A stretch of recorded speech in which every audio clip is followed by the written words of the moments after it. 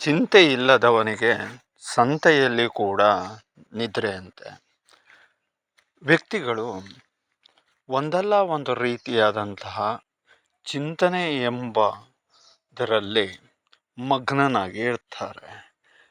ಕೆಲವರಿಗೆ ಹಣ ಇಲ್ಲ ಎಂಬ ಚಿಂತೆ, ಕೆಲವರಿಗೆ ಹಣ ಅತಿ ಇದ್ದ ಚಿಂತೆ. ಅವರಿಗೆ ಏನು ಹಾಗಾದರೆ ಅಂತ ನೋಡಿದವಾಗ ಅವರಿಗೆ ಹಣವನ್ನು ರಕ್ಷಣೆಯನ್ನು ಮಾಡಿಕೊಳ್ಳುವ ಚಿಂತೆಯೇ ಅವರನ್ನು ಕಾಡ್ತದೆ. ಅವರಿಗೆ ಕಳ್ಳಕಾಕರ ಭಯ, ಜನರ ಭಯ ಇತ್ಯಾದಿಯಾದಂಥ ಭಯದಲ್ಲೇ ಅವರು ಅದನ್ನೇ ಚಿಂತೆಯಾಗಿ ಪರಿವರ್ತನೆಯನ್ನು ಮಾಡಿಕೊಂಡು ಚಿಂತಾಮಗ್ನರಾಗಿರ್ತಾರೆ. ಅಂಥವರಿಗೆ ನಿದ್ರೆ ಹೇಳುವಂಥದ್ದು ಇಲ್ಲ, ಸುಖ ಹೇಳ್ತಕ್ಕಂಥದ್ದು ಇಲ್ಲ, ನೆಮ್ಮದಿ ಹೇಳ್ತಕ್ಕಂಥದ್ದು ಕೂಡ ಇಲ್ಲ. ಕಾರಣ ಅವರು ಯಾವತ್ತೂ ಕೂಡ ಭಯ ಮತ್ತು ಆತಂಕ ಇತ್ಯಾದಿಗಳಲ್ಲೇ ಅವರು ಮುಳುಗಿರ್ತಾರೆ.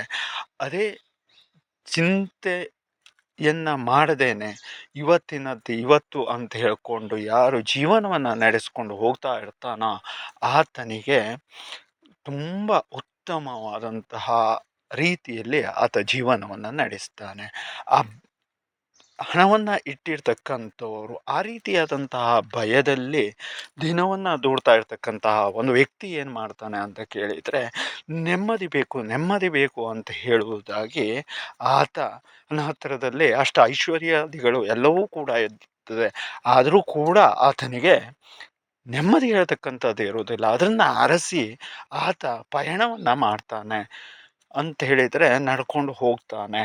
ಹೋದಾಗ ಒಬ್ಬ ಸ್ನೇಹಿತರ ಹತ್ರ ಕೇಳ್ತಾನೆ, ನನಗೆ ನೆಮ್ಮದಿ ಬೇಕು, ಏನು ಮಾಡಬೇಕು ಅಂತ. ಆತನಿಗೆ ದೋಚಿದ ರೀತಿಯಲ್ಲಿ ತಿಳಿಸ್ತಾನೆ. ನೆಮ್ಮದಿ ಬೇಕು ಹೇಳಾದರೆ ನೀನು ಎಣ್ಣೆಯನ್ನು ಹೊಡೆ, ನಿನಗೆ ನೆಮ್ಮದಿ ಹೇಳ್ತಕ್ಕಂಥ ಸಿಗ್ತದೆ ಅಂತಾನೆ. ಆಗ ಅದನ್ನೂ ಆತ ಮಾಡ್ತಾನೆ.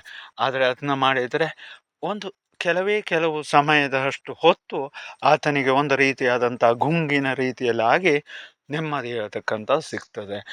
ಇನ್ನು ಒಬ್ಬನ ಹತ್ರ ಹೋಗ್ತಾನೆ, ಆತ ಬೇರೆ ರೀತಿಯಾದಂತಹದನ್ನು ಹೇಳ್ತಾನೆ, ಆ ರೀತಿಯಾದದ್ದನ್ನು ಮಾಡ್ತಾನೆ. ಇನ್ನೊಬ್ಬವನು ಹೇಳ್ತಾನೆ, ಹಾಗಾದರೆ ನಿನಗೆ ನೆಮ್ಮದಿ ಹೇಳ್ತಕ್ಕಂಥ ಸಿಗಬೇಕು ಆದರೆ ನೀನು ವಿವಾಹವನ್ನಾಗು ಅಂತ ಹೇಳುವುದಾಗಿ ಹೇಳ್ತಾನೆ. ಅದ್ರೂ ಕೂಡ ಆತ ಮಾಡ್ತಾನೆ. ವಿವಾಹ ಆಗಿ 1 ವರ್ಷಗಳಾದರೂ ಕೂಡ ಆತನಿಗೆ ನೆಮ್ಮದಿ ಹೇಳ್ತಕ್ಕಂಥದ್ದು ಬರುವುದಿಲ್ಲ. ಹೀಗೆ ಹೇಳಿದಂತಹ ರೀತಿಯಾದಂತಹ ಇದನ್ನು ಎಲ್ಲವನ್ನೂ ಕೂಡ ಆತ ಮಾಡ್ಕೊಂಡು ಹೋಗ್ತಾ ಇರ್ತಾನೆ. ಆದರೂ ಕೂಡ ಆತನಿಗೆ ನೆಮ್ಮದಿ ಹೇಳ್ತಕ್ಕಂಥ ಸಿಗುವುದಿಲ್ಲ. ಕೊನೆಗಾಗಿ ಮತ್ತಿಷ್ಟು ಸಮಸ್ಯೆಗಳು, ಕಿರಿಕಿರಿಗಳು ಎಲ್ಲ ರೀತಿಯಾದಂಥದ್ದು ಕೂಡ ಆತನ ಜೀವನದಲ್ಲಿ ಕಾಡ್ತಾ ಇರ್ತದೆ. ಹಾಗಾದ್ರೆ ನಾನು ನೆಮ್ಮದಿಗೆ ಏನು ಮಾಡಬೇಕು ಅಂತ ಹೇಳುವುದಾಗಿ ಚಿಂತನೆಯಲ್ಲಿ ತೊಡಗಿರ್ತಾನೆ. ತೊಡಗಿದಂತಹ ಸಮಯದಲ್ಲಿ ಒಂದು ಆಲದ ಮರದ ತಟದಲ್ಲಿ ಆತ ಕುಳಿತಾನೆ. ಕೂತಾಗ ಅಲ್ಲಿ ಒಂದು ರೀತಿಯಾದಂತಹ ವೈರಾಗ್ಯ ಉಳ್ಳಂತಹ ವ್ಯಕ್ತಿಗಳು ಆ ಭಾಗಕ್ಕೆ ಬರ್ತಾರೆ. ಅವ್ರ ಹತ್ರ ಕೇಳ್ತಾರೆ, ತನ್ನ ಹತ್ರ ಎಲ್ಲವೂ ಉಂಟು ಆದರೆ ತನಗೆ ನೆಮ್ಮದಿ ಹೇಳ್ತಕ್ಕಂಥದ್ದು ಇಲ್ಲದೇ ಇರುವುದರಿಂದ ಹೇಳಿದ್ದನ್ನು ಎಲ್ಲವನ್ನೂ ಕೂಡ ತಾನು ಮಾಡಿದ್ದೇನೆ. ಆದರೆ ನನ್ನ ಜೀವನದಲ್ಲಿ ನೆಮ್ಮದಿ ಹೇಳ್ತಕ್ಕಂಥದ್ದು ಕಾಣಬೇಕಾದರೆ ತಾನು ಏನನ್ನ ಮಾಡಲಿ ಅಂತ ಹೇಳುವುದಾಗಿ ಕೇಳ್ತಾನೆ.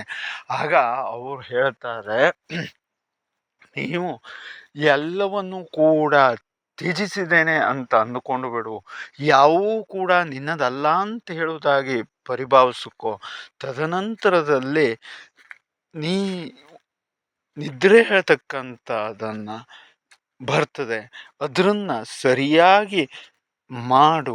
ಅದರಷ್ಟು ಸ್ವರ್ಗದ ಸುಖ ಬೇರೆ ಒಂದು ಇಲ್ಲ. ನಿನಗೆ ಆ ರೀತಿಯಾದಂತಹ ನೆಮ್ಮದಿಯ ಜೀವನ ಹೇಳ್ತಕ್ಕಂಥದ್ದು ದೊರಕಬೇಕಾದರೆ ಎಲ್ಲವನ್ನೂ ಕೂಡ ಬಿಟ್ಟಿದ್ದೇನೆ ಅಂತ ಹೇಳುವುದಾಗಿ ಭಾವಿಸಿಕೊ ಮತ್ತು ಚಿಂತನೆ ಇಲ್ಲದೆ ಮಲಗು ಅಂತ ಹೇಳುವುದಾಗಿ ಹೇಳ್ತಾರೆ. ಆಗ ಆ ವ್ಯಕ್ತಿಗಳು ಏನು ಮಾಡ್ತಾರೆ ಅಂತ ಕೇಳಿದರೆ, ಅವರು ಹೇಳಿದಂಥದ್ದನ್ನೇ ಮಾಡಿ ನೋಡೋಣ ಅಂತ ಹೇಳುವುದಾಗಿ ಆತ ಎಲ್ಲವನ್ನೂ ಬಿಡೋಕ್ಕೆ ಪ್ರಯತ್ನವನ್ನು ಮಾಡ್ತಾನೆ. ಆದರೆ ಅದು ಹಾಗೆ ಸಾಧ್ಯವಾಗುವುದಿಲ್ಲ. ಆದರೂ ಕೂಡ ಆತ ಎಲ್ಲವನ್ನೂ ಬಿಟ್ಟಿದ್ದೇನೆ ಅಂತ ಹೇಳುವುದಾಗಿ ಪರಿಭಾವಿಸಿಕೊಂಡು ಮನುಷ್ಯ ಮನಸ್ಸನ್ನು ಮಾಡಿದರೆ ಏನನ್ನೂ ಕೂಡ ಮಾಡಬಹುದು ಪರಿಭಾವಿಸಿಕೊಂಡು ಆತ ಅಲ್ಲಿಂದ ಆ ರೀತಿಯಾದಂಥ ಭಾವನೆಗೆ ಹೋಗ್ತಾನೆ. ಒಂದೆರಡು ದಿವಸ ಆದ ನಂತರದಲ್ಲೇ ಅದು ಆತನ ಮನಸ್ಸಿನಲ್ಲಿ ದೃಢವಾಗ್ತದೆ. ಆದ ನಂತರದಲ್ಲೇ ಆತ ಒಳ್ಳೆಯದಾದಂತಹ ಒಂದು ನಿದ್ರೆಗೆ ಜಾರ್ತಾನೆ. ಜಾರಿದಾಗ ಮಾರನೇ ದಿವಸ ಹೇಳ್ತಾನೆ. ಬೆಳಗ್ಗೆ ಸೂರ್ಯೋದಯ 6 ಗಂಟೆಯ ಸಮಯದಲ್ಲಿ ಎದ್ದು ನೋಡಿದಾಗ ಆತನ ಶರೀರ ಎಲ್ಲ ಒಂದು ರೀತಿಯಾದಂಥ ಹಗುರವಾಗಿ ಆತ ಯಾವ ಒತ್ತಡವೂ ಇಲ್ಲದೆ ಒಂದು ಫ್ರೆಶ್ನೆಸ್ ಹೇಳ್ತಕ್ಕಂಥ ರೀತಿಯಲ್ಲಿ ಆತನಿಗೆ ಉಂಟಾಗ್ತದೆ. ಆ ಕ್ಷಣದಿಂದ ಆತ ಎಲ್ಲವೂ ಕೂಡ ಇದ್ದು ಏನೂ ಇಲ್ಲದ ರೀತಿಯಲ್ಲಿ ಇದ್ದು ತಾನು ನಿದ್ರೆ ಹೇಳ್ತಕ್ಕಂಥದ್ದನ್ನು ಮಾಡಿದರೆ ಮಾತ್ರ ನನಗೆ ಸ್ವರ್ಗ ಸುಖ ಸಿಗಲಿಕ್ಕೆ ಸಾಧ್ಯ ಉಂಟು. ಹಾಗಾಗಿ ಅದರಷ್ಟು ಉತ್ತಮವಾದಂತಹ ಸುಖ ಬೇರೆ ಯಾವುದೂ ಇಲ್ಲ